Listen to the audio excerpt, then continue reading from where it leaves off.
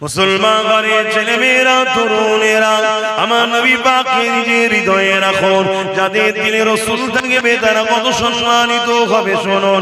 এই যুবকেরা, তরুণেরা, আজ নতুন নয়, আল্লাহ দিনের উপরে টার্গেট করা, মসজিদকে টার্গেট করা, মাদ্রাসাকে টার্গেট করা, এটা আজকে নতুন নয়। কেউ হালকা হালকা করে করছিল, তখন আমরা ট্রিটমেন্ট করিনি, তাই রোগটা এখন একটু বড় হয়ে গেছে। তবে মনে রাখবেন, যুগ যুগ ধরে জালিম অত্যাচারী সন্ত্রাসীরা হক নবীদের উপরে, ইসলামের উপরে, মানবতা, সভ্যতা, ধর্মের উপরে, আল্লাহর ঘরের উপরে, মসজিদ, মাদ্রাসা, কোরআনের উপরে বারবার আঘাত দিয়েছে। এটা আমার রাসূল পাক সাল্লাল্লাহু আলাইহি ওয়াসাল্লাম দুনিয়ার জমিনে আসার আগের একটা ওয়াকিয়া আপনাদের শোনাই, শুনবেন না? এমন নওজোয়ান তরুণেরা, যুবকেরা, এ নবী পাকের প্রেমিকেরা, আল্লাহ নবী, নূর নবী, দয়া নবীকে আমার আল্লাহ পাক সবার আগে তৈরি করেছে। এটা আপনারা মানেন না মানেন না? আওয়াজ দিয়ে বলুন। আজকে আমাদেরকে বলানো হয় নবী সবার আগে নয়, বলা হয় না? কেন বলানো হয়? যাতে আমাদের দিল থেকে নবীর ভক্তি প্রেমকে কমানো যায়। আর কমলে কি কমবে ভাই? ঈমান দুর্বল। আর ঈমান দুর্বল হলে কি হবে? যারা সোজা হয়ে দাঁড়াতেও জানে না, পানি খরচ করতেও জানে না, তারাও পিটিয়ে যাবে। পিটাচ্ছে না, পিটাই না?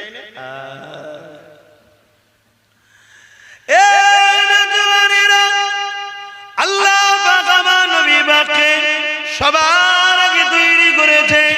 আমার আল্লাহ পাক আমার নবী পাকের নূর মোবারক থেকে পুরো কায়নাতকে তৈরি করেছে। মনে রেখে দেবেন, হযরতে জিবরাইল আলাইহিস সালাম আমার নবী পাকের দরবারে একবার আসলেন। এক তারিখে আসার সময় আমার নবী জিজ্ঞাসা করেছিলেন, ও হযরতে জিবরাইল, আপনার বয়সটা কত? হযরতে জিবরাইল আলাইহিস সালাম বললেন, হুজুর, এমনি ভাবে তো আমি বলতে পারবো না, তবে হ্যাঁ, একটা নমুনা আপনাকে বলতে পারি। আল্লাহ যখন আমাকে বানিয়েছিল, কোনো কিছুই আল্লাহ পাকে ছিল না, শুধুমাত্র আল্লাহ পাকের আরশ ছিল। ওই আরশের নিচে একটা নূরের পর্দা ছিল। ওই পর্দার নিচে আমাকে আল্লাহ থাকতে দিয়েছিল। আমি জিবরাইল যখন চোখটা খুলেছিলাম, ওই পর্দা দিকে যখন নজরটা পড়লো, আমি জিবরাইল অবাক হয়ে গেলাম। ওই পর্দার মধ্যে একটা নূরের ঝলক দেখেছিলাম।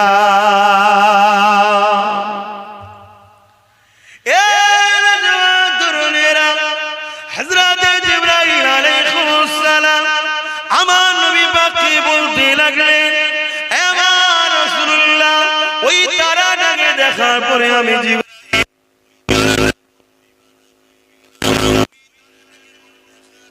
তামান্না জাগলো, ওই নূরটার দর্শনের জন্য বড় বেচেন হয়ে উঠলাম।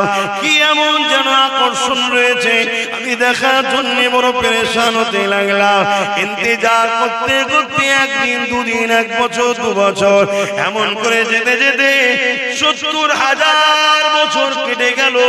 ইয়া রাসূলুল্লাহ, হাবিবাল্লাহ, তারপরে আবার একবার ওই নূরের চমক দেখতে পেলাম। যুবকেরা, তরুণেরা, হযরতে জিবরাইল আলাইহিস সালাম বললেন, ইয়া রাসূলুল্লাহ, হাবিবাল্লাহ, ওই দ্বিতীয়বার দেখার পরে ওই নূরের উপরে আমার টান আরো বেড়ে গেল। আমি দিবানা হয়ে দেখার জন্য মতওয়ারা হয়ে গেলাম। ইয়া রাসূলুল্লাহ, হাবিবাল্লাহ, আবার ইন্তজার করতে করতে 70,000 বছর কেটে গেল। তারপরে আবার একবার ওই তারা নূরের দিদার হলো। ইয়া রাসূলুল্লাহ, যতবার দেখি, দেখার জন্য আগ্রহ পিপাসা তত বাড়ে। এইভাবে আমি ওই তারাটাকে 72,000 বার দেখেছি। আর একবার উদিত হওয়ার পর ওই নূরটা 72,000 বছর পর আবার জাহির হয়। এইভাবে ওই নূরটাকে আমি জিবরাইল 72,000 বার দেখেছি।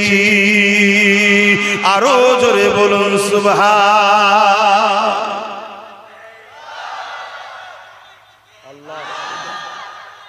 আল্লাহ আল্লাহ নবী বললেন জিবরাইল ওই নূরটা তোমার নবী মুহাম্মদুর রাসূল। জোরে বলুন সুবহানাল্লাহ।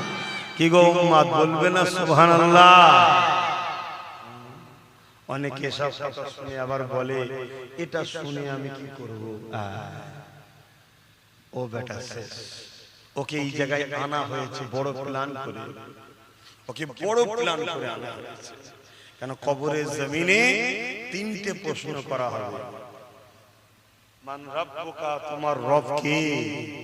মা দীনুকা, তোমার দিন কি? আর নবীর বেলায় হুজুরকে দেখিয়ে বলা হবে ইনি মুহাম্মাদুর রাসূল, ইনার সম্বন্ধে তোমার ধারণা কি নয়, ধারণা কি ছিল দুনিয়ার জমিনে বলো।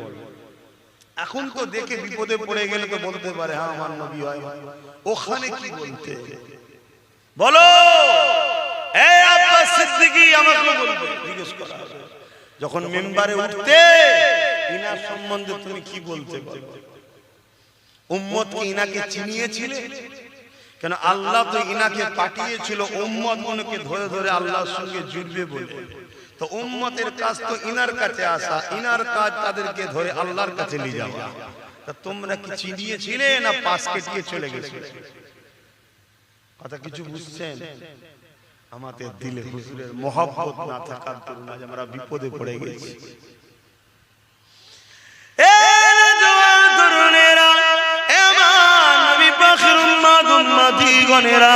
আল্লাহ নবীকে মহব্বত করে ভালোবাসে, প্যার করে। আমার রাসূলুল্লাহ শান মর্যাদা আল্লাহ কতটা দিয়েছেন শোনেন। আমার নবী পাক দুনিয়ার জমিনে কিভাবে এসেছিল সবই আপনারা জানেন। তবে এমন করে তবকার পর তবকা আস্তে আস্তে আস্তে আস্তে আমার নবী পাক দুনিয়ার জমিনে হযরতে দাদা জান আব্দুল মুতালিবের পেশিনাতে আমার নবীর নূর চলে আসলো। যে সময় দাদার পেশিনাতে নবী মুহাম্মদ রাসূলের নূর ছিল, ওই পিরিয়ডে পৃথিবীর জমিনে একটা রাজা ছিল, যে বড় অহংকারী রাজা, সে বড় ক্ষমতাশালী রাজা। সে অহংকার দেখে আল্লাহর কাবা শরীফকে ভাঙা স্বপ্ন দেখেছিল। আপনারা নাম জানেন বাদশাহ আব্রাহা বাদশাহ। কি নাম? আব্রাহা। মনে থাকবে আপনাদের?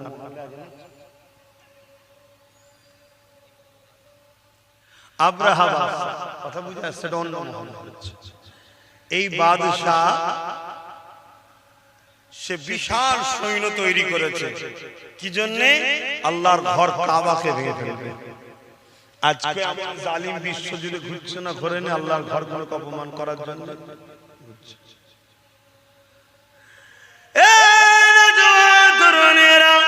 আব্রাহা বাদশাহ বিশাল সৈন্য তৈরি করলো। নাজ্জাশী বাদশাহ গায়ে চিড়ি দিয়ে ওখান থেকে সৈন্য নিয়ে এসে এমন করে বিশাল কাফেলা নিয়ে আল্লাহর ঘর কাবা শরীফকে ভাঙার জন্য আগিয়ে আসতে লেগেছে। এবং আব্রাহা নিজে একটা বিশাল হাতির উপরে চেপে এমন করে কাবা দিকে আগিয়ে আসতে লেগেছে।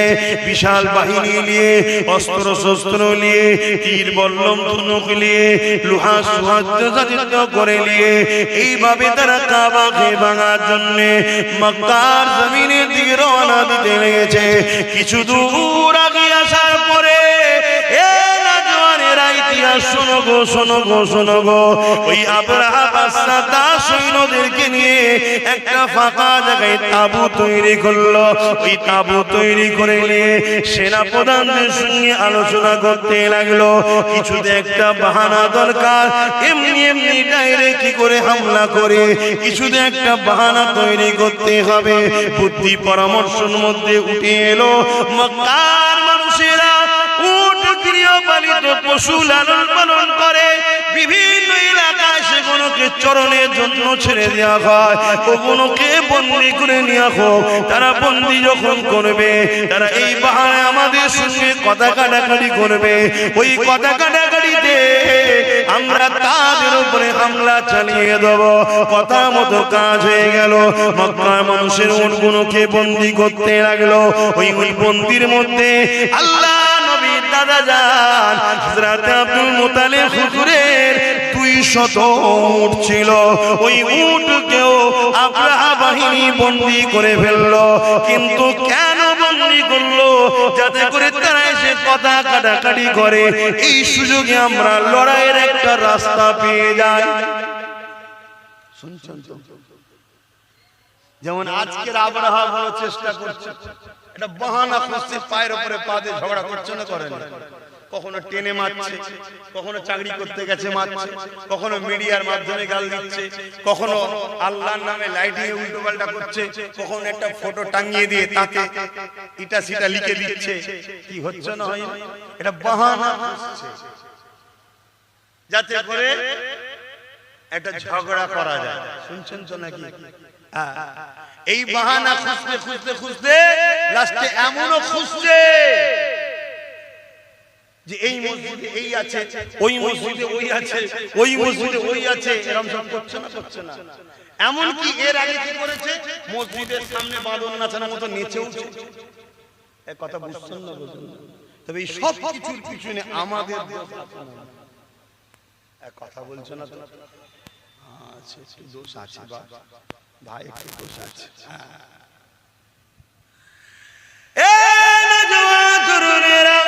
কিন্তু অবাক করা বিষয়, 200 উট বন্দী হয়ে গেল।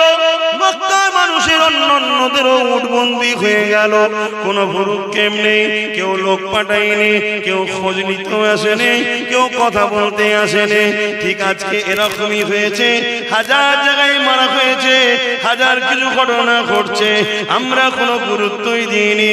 তাই পেরেশান করে যেতে লেগেছে যে কি ব্যাপার, কিছু হচ্ছে না কেন?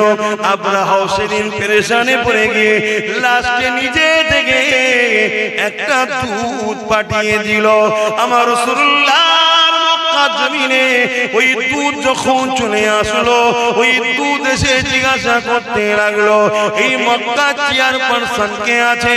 এই মক্কা দায়িত্বে মেন কে রয়েছে? আরে আমার রাসূলুল্লাহর দাদা হযরত আব্দুল মুত্তালিব, তিনি মক্কা তখন গভর্নর ছিলেন, দায়িত্বে ছিলেন। আল্লাহর কাবার রক্ষণাবেক্ষণ তিনার হাতে ছিল। তাই এমন করে লোকেরা নিয়ে গিয়ে আব্দুল মুত্তালিব হুজুরের সামনে দাঁড় করিয়ে দিল। কিন্তু তার আগে একটা ছোট্ট বিষয়, আব্দুল মুত্তালিব হুজুরের ঘরে যখন ওই দুধটা, ওই পিয়নটা যখন ঢুকতে যাবে, যে আব্দুল মুত্তালিবের মুখের দিকে নজর পড়েছে, ওই আব্রাহার পিয়নটা, আব্রাহার লোকটা, আব্রাহার পাঠানো দুধটা সঙ্গে সঙ্গে আব্দুল মুত্তালিব আমার রাসূলুল্লাহর দাদার কপালে পায়ের কাছে মাথা নত করে সিজদায় পড়ে যায়। আমার রাসূলুল্লাহ দাদা বলেছিলেন, বাবা তুমি মাথা তোলো, কেননা সিজদা একমাত্র আল্লাহর হবে, অন্য কারণ। রাসূলের দাদার মুখের দিকে যেই তাকিয়েছে, মাথা নত করে সিজদায় পড়ে গেছে। কারণ আগেকার সময়ে রাজাদের কাছে মানুষ মাথা নত করত। শুনছেন তো নাকি? আবার নতুন করে এই সিস্টেম চালু করতে চাইছে। তো এই সিস্টেমের সবচেয়ে বড় বাধা হয়ে দাঁড়াচ্ছে ইসলাম। ইসলাম এক আল্লাহ ছাড়া কারো সিজদা কি ইজাজত দেয় না। অসুবিধা হচ্ছে নাকি আপনাদের? তোমার রাসূলের দাদা কি বলেছিলেন? সিজদা একমাত্র কার?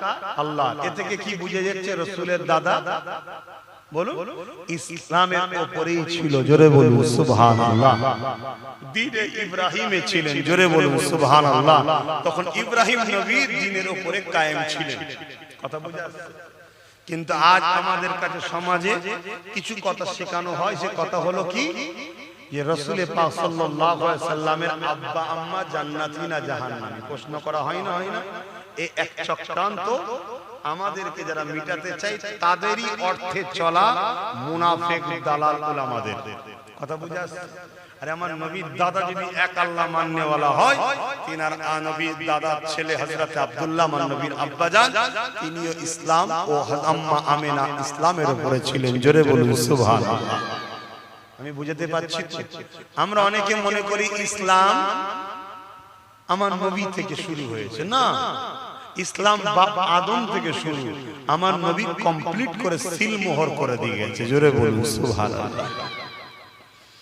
বাপেরা নজওয়ানেরা ওই জায়গাতে আসি আমার নবী পাকের দাদার কপালে তখন আমার নবী পাকের নূর মুবারক রক্ষিত ছিল আমার নবী পাকের নূরের চমকেতে এমন করে আব্রাহা বাদশা সেনাপ্রধান এবং তিনার উজি সিজদাতে পড়ে যেতে লাগলো অনেক বড় কথা এমন করে বলতে লাগলো এ আব্রাহা বাদশা নূর বলতে লেগেছে এ মক্কার গভর্নর এ মক্কা দায়িত্বে যিনি রয়েছেন আব্দুল মুতালিব আমাকে আব্রাহা বাদশা পাঠিয়েছে এমন করে মক্কার উপরে হামলা করবে আমাদের লক্ষ্য কাবা ঘরকে ভেঙে দিয়া তোমাদের সঙ্গে কোনো লড়াই করা নাই তোমরা সাইড হয়ে যাও আমরা আসবো কাবাকে ভাঙবো আর চলে যাব এটাই হলো আমাদের লক্ষ্য আমার রাসূলুল্লাহ দাদা কি উত্তর দিয়েছিলেন শোনো তোমার বাদশা আব্রাহাকে যে বলকে যাও আমার 200 উটকে বন্দী করেছে ওই 200 উটের মালিক আমি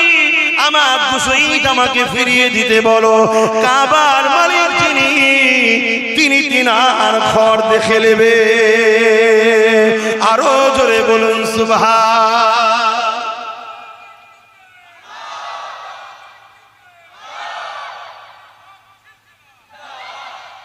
আল্লাহ এই কথা শুনে দুধ বড় অবাক হয়ে গেল এত সহজে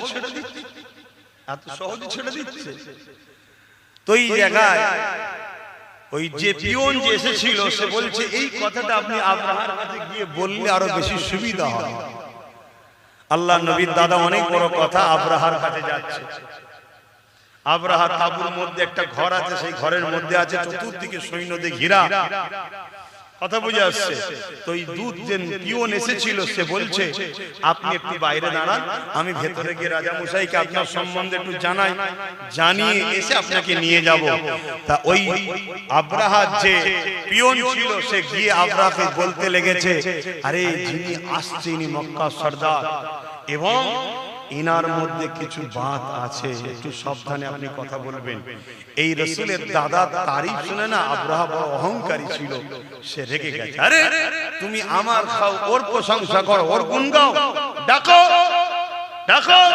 আমি পৃথিবীর সবথেকে শক্তিশালী রাজা আমি যে কোনো দেশ যে কোনো মুলক যে কোনো জায়গাকে আমি যে কোনো সময় কব্জা করে নিতে পারি আর তুমি আমাকে একটা সামান্য ব্যক্তির সম্বন্ধে তুমি কি শোনাচ্ছ হাই রে বোকা সে তো জানে না যে কাকে ডেকেছে যখন আমার নবীর দাদা ঘরে ঢুকছে আর ওই জালিম অত্যাচারী আব্রাহা যেই নবীর দাদার দিকে তাকিয়েছে নূরে মুহাম্মদ রাসূলের এতে নজর পড়েছে উঠে দাঁড়াতে লেগেছে জোরে বলুন সুবহানাল্লাহ আরো জোরে বলবেন না সুবহানাল্লাহ আমি আগে বললাম না দিলে হুজুর রাখেন জালিম যত বড়ই হোক সে আপনাকে দেখে সম্মান করবে ঘাবড়ে যাবে কথা কিছু মাথায় ঢুকছে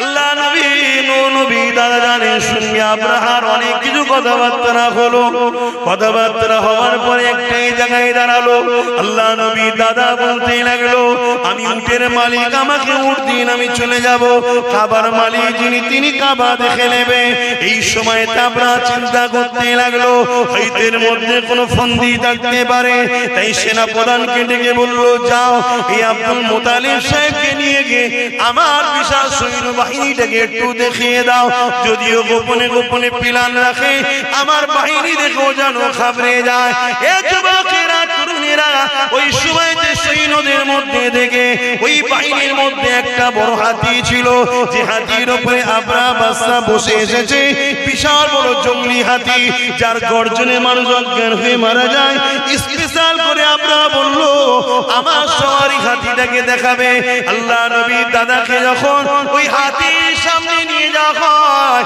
মন দিয়ে শুনুন হাতি ওই দিকে মুখ করেছিল পিছন দিক দিয়ে রাসূলের দাদাকে নিয়ে যাওয়া হচ্ছে এমন করে কোন এক সময় যখন হাতি এই দিকে ঘুরেছে যখনই ঘুরেছে আমার নবীর দাদার দিকে নজর পড়েছে হাতি তার ক্ষমতা অনুযায়ী তার ছুটের মতো জোরে জোরে হেঁটে এসে নিজের সোর আর মাথা দিয়ে আমার নবীর দাদাকে সিজদায় পড়ে যায় আরো জোরে বলুন সুবহান।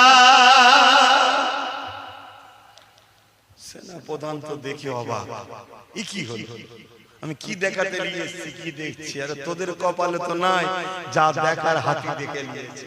যেখানে গেলে বিপদ আছে, কথা বুঝে আসছে? পরের দিন অনেক বড় কথা, পরের দিন সমস্ত জীবজন্তুকে নিয়ে যাওয়া হচ্ছে, ওই হাতিকে কোনোভাবে কিন্তু আর রাজি করতে পারে না। কেন? ও দেখেছে রসুলের দাদার কপালে নূরে মুহাম্মদ রসুল রয়েছে। কথা বুঝে আসছে? লাস্টকে বাদ দিয়ে লড়াই গেল, অনেক বড় কথা। আল্লাহ আবাবিল পাখি পাঠালো, আপনারা সবাই জানেন। সেই পাখি মুখে করে ডানা করে একটা করে পাথর ছেড়ে ছেড়ে ছেড়ে ছেড়ে এমন করে পুরো আব্রাহা ও তার সৈন্য সামন্তরকে আল্লাহ ধ্বংস করে দিয়েছিলেন। বলুন সুবহানাল্লাহ। আসুন আমরা ঈমানের দিকে মজবুত হই, আল্লাহ সাহায্য আসবে। আজকে যত আব্রাহা চালা আছে এদের উপর আল্লাহর লানত আসবে, আযাব আসবে, এরাও ধ্বংস হয়ে যাবে। কিন্তু আমাদেরকে পরিবর্তন হতে হবে, আমাদেরকে পরিবর্তন হতে হবে। আল্লাহ আমাদেরকে রাসূলের প্রেম ভালোবাসা আমাদের অন্তরে ভরিয়ে দেন। জোরে বলুন সুবহানাল্লাহ। মনে রাখবেন, আজ এত সাহস ধরার পিছনেও একদল মুনাফিক রয়েছে। শুনছেন না? শোনেন না? একদল আছে। আপনি আমাকে ছোট বলে কথাকে অবজ্ঞা করবেন না, অবজ্ঞা করবেন না। মনে রাখবেন, আমরা একটা মসজিদকে হারিয়েছি, জানেন তো নাকি? কি নাম জানো? কত তারিখে জানো? বলো। 6 তারিখে একটা মসজিদকে কিন্তু আমরা হারিয়েছি। কি হারিয়েছি না হারাইনি? পৃথিবীতে যুগে যুগে যতদিন বাঁচবেন নিজের ছেলেকে বলবেন, বাবারা শোনো, আমার আল্লাহ ঘরকে মিথ্যা ইলজাম দিয়ে জালিমরা চক্রান্ত করে মসজিদকে শহীদ করে দিয়ে তাকে খনন করে হাজারো চেষ্টা করেছে, অন্য কিচ্ছু প্রমাণ পাওয়া যায় না। প্রমাণ পাওয়া গেছে ওখানে 500 বছরেরই মসজিদ ছিল, তার আগে কিছু ছিল না। জোরে বলুন সুবহানাল্লাহ। তারপরও জোর করে নিয়েছে, জোর করে নিয়েছে। আর আমাদের সমাজের একদল গাদ্দার ছিল, তারা ভেতরে ভেতরে সেটিং করে কেসকে উইথড্র করে নিয়েছে। কথা মাথায় ঢুকছে না? হ্যাঁ, আমার কথা মিলিয়ে দেখবেন, একটু সার্চ করুন। বাপেরা, নওজোয়ান তরুণেরা, এই দুনিয়া আমাদের জন্য চিরস্থায়ী নয়, চলে একদিন যেতে হবে। ইসলাম জুলুম করার ইজাজত দেয়নি, জুলুম করাকে হারাম করেছে, কিন্তু নিজের অধিকারকে বুঝে নেওয়াটা ইসলাম ফরজ করেছে। মনে রাখবেন, জান বাঁচানো ফরজ, নিজের অধিকারকে বুঝে নেওয়াটাও ফরজ। এ যুবকেরা, তরুণেরা, বাপেরা, ইসলাম কারো ধর্মের উপরে আঘাত দিবার ইজাজত দেয়নি, তাই কখনো দিওয়া যাবে না। কিন্তু নিজের ঐতিহ্যের উপরে কেউ জুলুম করলে সেখানে প্রতিরোধ করে তোলার ইজাজত ইসলাম দিয়েছে। এ যুবকেরা, তরুণেরা, আজ আমি জানতে চাইছি, আজ আমরা এত হওয়ার পরও, আজ আমরা এত লাঞ্ছিত, এত বঞ্চিত হওয়ার কারণটা কি?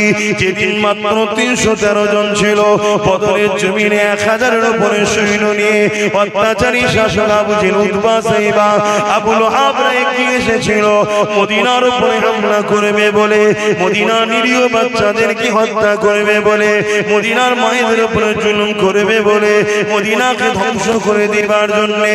এ যুবকের আল্লাহ নবী, নূর নবী, দয়ার নবী মাত্র 313 জনকে নিয়ে আগিয়ে গেলেন। কি জন্য আগিয়ে গেলেন? বাবারা, ওরা যদি মদিনায় ঢুকে পড়ে বিশৃঙ্খলা তৈরি করবে। মদিনার বাচ্চারা রয়েছে, মদিনার পুরোরা রয়েছে, মদিনায় নারীরা রয়েছে, ওদেরকে মদিনায় ঢুকার আগে ওদেরকে ওখানে রুকে বুঝাবো, কথা বলবো, আলোচনা ওখানে হবে। চলো বাবা। এই যুবকেরা, তরুণেরা, যেতে যেতে যেতে বদর নামক স্থান একটা দেখা গেল। সেই জায়গাতে অলরেডি ওরা পৌঁছে গেছে। আল্লাহ নবী দিক থেকে রওনা দিলেন। আবু জেহেলের দিকে রয়েছে 1000-এর উপরে, তাদের হাতে অস্ত্র রয়েছে, তরোয়াল রয়েছে, তীর রয়েছে, বল্লম রয়েছে। এই অস্ত্র বন্ধ হয়ে গেছে, এই ওয়াজ বন্ধ হয়ে গেছে, জানেন? এই কথা আমার বুঝছেন না? এই ওয়াজ কেন হয় না? এই ওয়াজ করলে আজকে জালিমরা ভাড়া দেবে না, বেশিরভাগ সব ভাড়াটিয়া বক্তা। বোঝেন না? কি বোঝেন না? এই ওয়াজ মাদ্রাসায় পড়ানো বন্ধ হয়ে গেছে। এই শুনছেন না আপনারা?